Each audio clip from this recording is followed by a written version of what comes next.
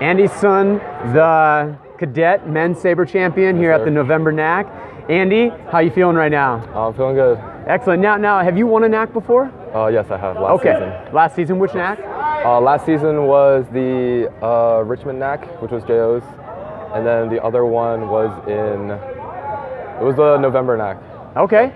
So 1 year anniversary. Happy anniversary. Yes, thank you. Now coming off, starting the season this way, getting off to a good start last season as well, and then concluding also on a high note. Mm-hmm. How's it feel to kind of be able to replicate last year's success? Well, honestly, up until this point, this season, it hasn't been going as well as I had hoped, but I'm hoping this will be my rebound, and it feels good. All right, great. So you talk about some of the challenges that you've had leading up to today. Yes. Tell us a little bit about that. Definitely the pressure because of last season's results. I definitely feel expectations.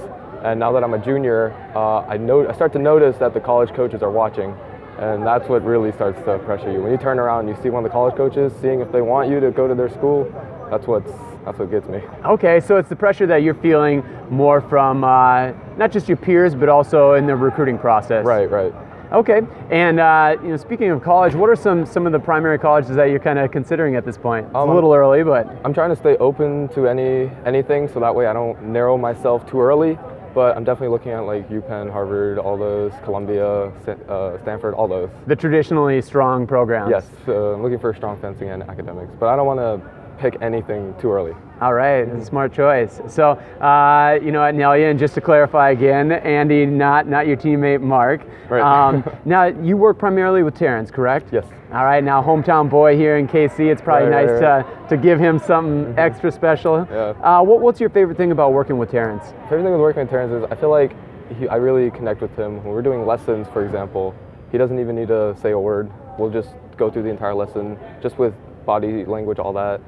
And he just, in stressful times, he won't get too emotional. It lets me calm down and just think about my fencing.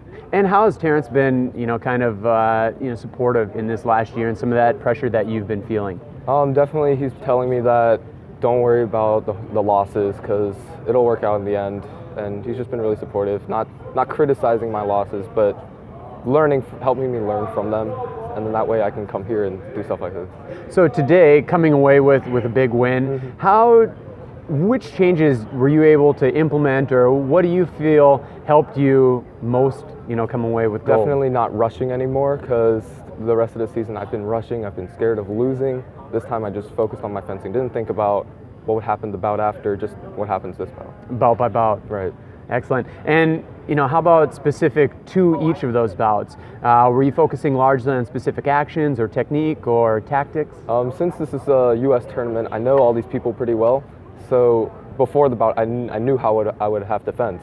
Only the final, I had to change in the middle.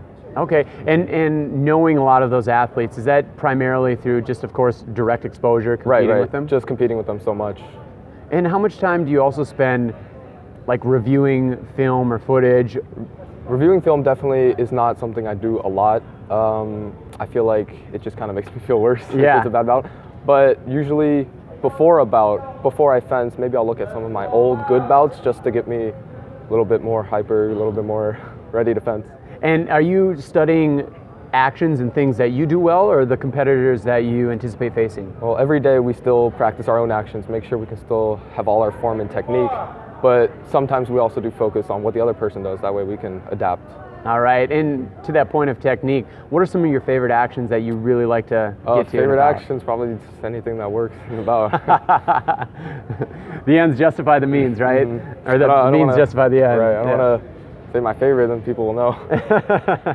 All right. Well, congratulations on the win today. What do you got the rest of the weekend here? This weekend I have junior in 2 days. Okay, great. Well, best of luck. Thank you so much. Thanks, Andy.